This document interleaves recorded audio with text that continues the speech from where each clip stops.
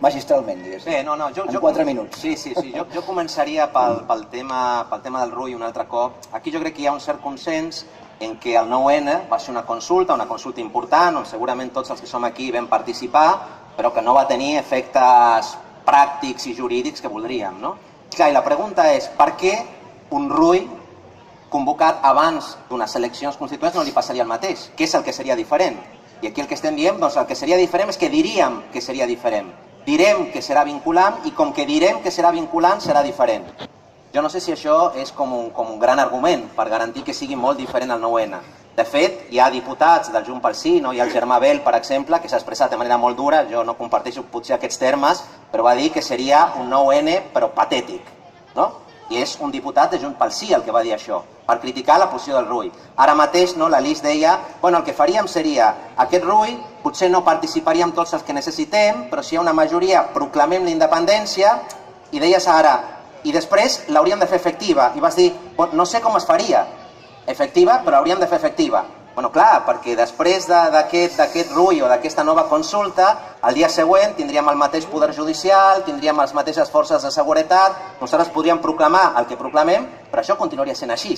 I com que continuaria sent així, l'única manera d'aclarir i de poder comptar els vots seria a través d'unes noves eleccions, que és el que ens va passar després del 9N. I per tant tindríem unes noves eleccions plebiscitàries, on tornaríem a dir qui està a favor de la independència, qui està en contra de la independència.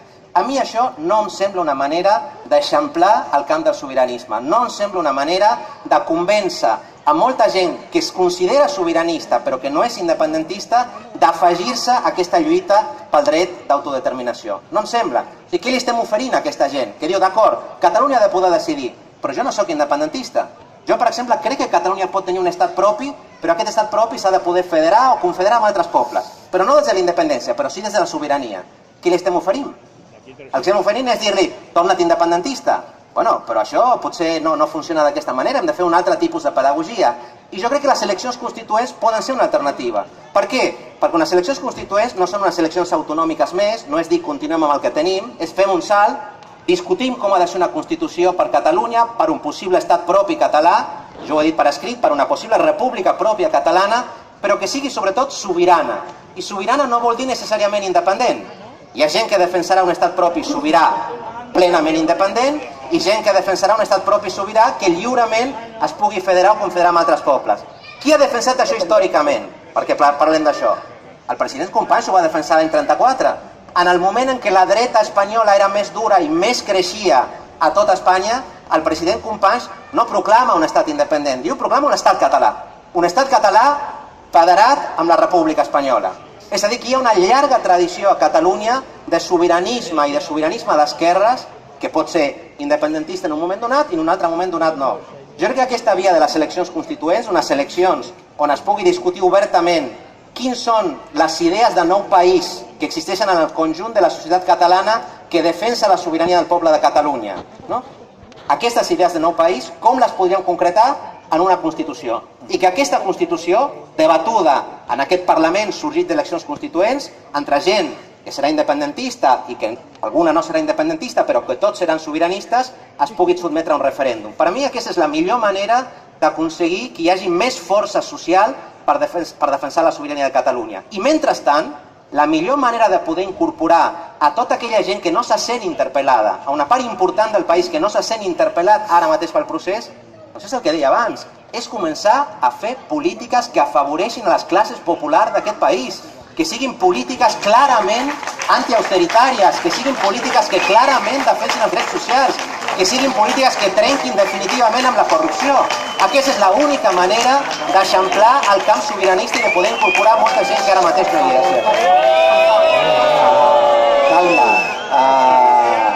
Soc conscient que estem en una fase ja de rèpliques entre els ponents, però voldria que en aquest torn, cenyint-nos a la gran fita del curs 2016-2017, que cadascú triï el fil que li interessi, que ens l'expliqui perquè sapiguem com ho faran, com ho farem, d'acord? I ara, doncs, és el torn de Jordi Turull. Moltes gràcies, Jordi. Bé, moltes gràcies. Jo Carta dels Reis no en faré perquè com que el que volem és ser una república, doncs el que em dedicaré és explicar-vos els deures que els deures que farem. Els deures que farem. Mireu, per posar un símil, el que farem a partir de, si superem, que espero que sí, la qüestió de confiança, per posar un símil en una botiga. Aquí hi ha feina per tothom. Hi ha una feina més d'aparador, hi ha una feina de taulell i hi ha una feina molt important de rebotiga, d'aquella que no es veu però que és molt important. La feina d'aparador. La feina d'aparador comença amb les grans mobilitzacions que s'han de fer l'11 de setembre per enlluernar el món. L'altra gran feina que hi ha, que jo em sap greu que se t'hagi passat per alt, nosaltres, malgrat totes les amenaces, vàrem aprovar al Parlament en aquest juliol el que serà el procés constituent. El procés constituent vol dir obrir tot un debat capilar en tot el país perquè la gent se senti interpel·lada, perquè la gent digui quin país vol, com somia aquest país, perquè tot això que fem del que es tracta és que la gent pugui viure millor. I per tant que la gent se senti actora i no espectadora d'aquest procés. I el procés constituent començarà després de la diada de manera capilar per tot el territori i per tots els sectors. I això és el que vam aprovar l'altre dia al Parlament de Catalunya. No sé si el que dic és anticonstitucional o no, m'és igual, però és el que vam aprovar i és el que farem. I això és el que farem de cara a les entitats. L'altre tema d'aparador, que és molt important, per dir-ho d'aparador, però en el bon sentit de la paraula, és que evidentment ens anirem a explicar durant tots aquests mesos al món. Ens anirem a explicar al món, perquè sapiguem com les gasta l'estat espanyol, nosaltres aquests mesos ens hem d'explicar molt al món. I per això tenim una conselleria d'Exteriors. I per això necessitem que la conselleria d'Exteriors tingui un pressupost de conselleria d'Exteriors, no de secretaria d'Exteriors d'abans. Per això el pressupost és important. Això bàsicament és la feina. Després hi ha una feina de botiga. La feina de botiga, de taulell, és la que ens correspon més al Parlament, que són tota una sèrie d'accions legislatives que hem de fer per estar a punt pel moment de la proclamació de la independència, perquè nosaltres a la gent li hem de donar tota la seguretat del món, que no hi haurà ni un minut d'inseguretat jurídica, que no hi haurà cap sala al buit, perquè per guanyar la gent els hi hem de donar seguretat, perquè moltes vegades diem que no tenim por i no en tenim de por, però de la manera que ho fem tampoc podem generar por. I per això hem de donar tota la seguretat. I bàsicament això que deia d'aquestes lleis són les 3 lleis que també amb tota la bronca del Tribunal Constitucional i totes les amenaces les estem portant a terme. Que és la de la seguretat social, que és la de la hisenda pròpia i que és la de la transitorietat jurídica, que és de fet la més bàsica. I després hi ha una feina de rebotiga que s'està fent i s'ha de seguir fent, que és d'aquella que no es veu, però que és important, i és perquè estigui tot a punt per l'endemà. I és d'aquella que no es veu perquè és que la que escrivim un full ja salta totes les amenaces i aixequem totes les alarmes de tot. I aquesta feina s'està fent. I aquesta feina també necessita pressupost. I nosaltres hem de tenir tot el cos de funcionaris a punt pel dia de l'endemà, perquè la continuïtat de tots els serveis es garanteixi.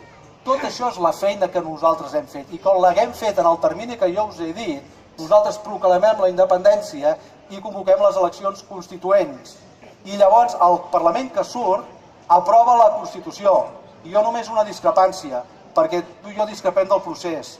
Això no va de veure quina ideologia guanya. Això va d'un poble que vol ser lliure, i quan sigui lliure decidirà quina ideologia guanya. Gràcies, Jordi. Anna, el teu torn, des de la Ferreria Primera, Esquerra Republicana. Com ho veiem? Doncs el moment, per mi, culminant, el moment més important d'aquest curs polític, que és el curs polític en què s'ha d'acabar aquesta legislatura, la 11a legislatura del Parlament de Catalunya.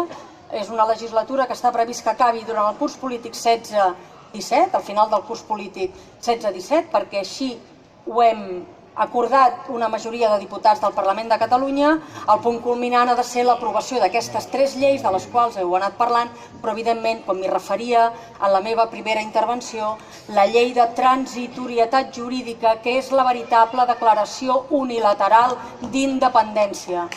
El ple del Parlament aprovarà la declaració unilateral d'independència, tal com està fixat en el full de ruta, que serà aquesta llei de transitorietat jurídica que diu, per tal de garantir la seguretat jurídica a tots els ciutadans i ciutadanes de Catalunya, diu que mentre no hi hagi noves lleis, i perquè hi haurà noves lleis perquè hi haurà un nou estat, la República Catalana, anirem signant, ens fem nostres tots els tractats internacionals que tingui l'estat espanyol, etc, i tantes altres qüestions per donar aquesta seguretat jurídica que tothom que viu i treballa en aquest país necessita. Per tant, el punt àlgid, el punt culminant, l'aprovació d'aquesta llei de transitorietat jurídica. Unes eleccions constituents, què volen dir unes eleccions constituents? També ho dic perquè n'ha fet referència el senyor Pisarello, el Gerardo Pisarello, no?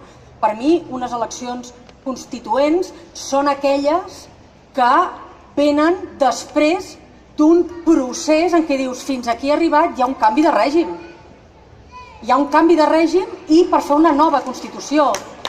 Per tant, no és continuar amb un règim autonòmic, sinó que és dir, fins aquí hem arribat, Catalunya és un estat independent, declarem la independència amb la llei de transitorietat jurídica, haurem estat treballant durant tot aquest curs polític les bases de la Constitució catalana que han de fer-se de baix a dalt i lliurar-se al Parlament de Catalunya, i la pròxima legislatura ha de ser la de l'elaboració de la Constitució catalana, del RUI, del que es consideri oportú i del que es treballi en funció d'aquest debat que hi ha d'haver. I evidentment, i no se m'escapa, arribant a l'aprovació de la llei de transitorietat jurídica haurem anat passant amb èxit totes les etapes prèvies que hi ha.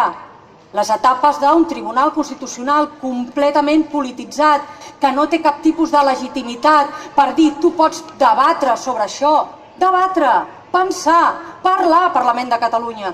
Tu, presidenta Forcadell, mesa del Parlament, no podeu ni tan sols somiar o decidir qui pot votar o què al ple del Parlament, quan el ple del Parlament és sobirà d'allò que decideix. Per tant, tot això ho haurem superat també, amb la Carme Forcadell al capdavant i els 4 membres de la mesa que estem també en el punt de mira allà fins a final de legislatura.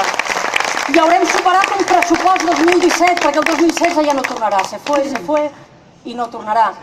Però ha d'haver-hi un pressupost 2017, un pressupost 2017 amb recursos, perquè és que si no, no es pot fer un país com Déu mana, una hisenda catalana, unes estructures d'estat, i carai, els nostres serveis públics i els nostres ajuntaments tirant endavant amb les mancances que hi ha hagut sense tenir un pressupost 2017, que no ens equivoquem, no serà el pressupost meravellós, perquè molts hem arribat a la conclusió que l'única manera de tenir un pressupost com aquest país es mereix a l'alçada dels esforços i dels patiment de tota la gent d'aquest país és tenint el 100% dels nostres recursos, recaptant-los i gestionant-los. No hem de demanar, com hem de fer ara, més a més a Cristóbal Montoro, si us plau, em deixa una miqueta més de calés o em deixa endeutar-me una miqueta més, que és en la situació que estem ara amb pressupostos prorrogats, havent de demanar cada mes a Montoro si podem o no podem endeutar-nos una mica més o no. Per tant, final de legislatura, punt àlgid, declaració unilateral d'independència i tot allò que haguem sigut capaços de pactar, d'acordar, de modificar del full de ruta, perquè els fulls estan per modificar-los si hi ha un acord ampli, perquè sigui així si arriba el moment. I en tot cas, el punt àlgid, la confiança que haurem conclòs bé, perquè els actes s'han de culminar, si no es culminen malament rai, és una tallada de rotllo impressionant, i per tant totes les actuacions, tots els programes s'han de culminar, s'ha d'arribar fins al final, i estem convençuts que tenim la majoria per fer-ho, i us diré més, amb l'esperança i la confiança que aquesta majoria s'ampliarà. Perquè de demòcrates en som molts més que els 72 diputats i diputades al Parlament de Catalunya. I com que no volem tornar a l'any 31, perquè no estem en moments de repúbliques dins de federacions repúbliques ibèriques, perquè això va ser l'any 31, ara estem a l'any 2016, i el 2017 volem proclamar la independència de Catalunya.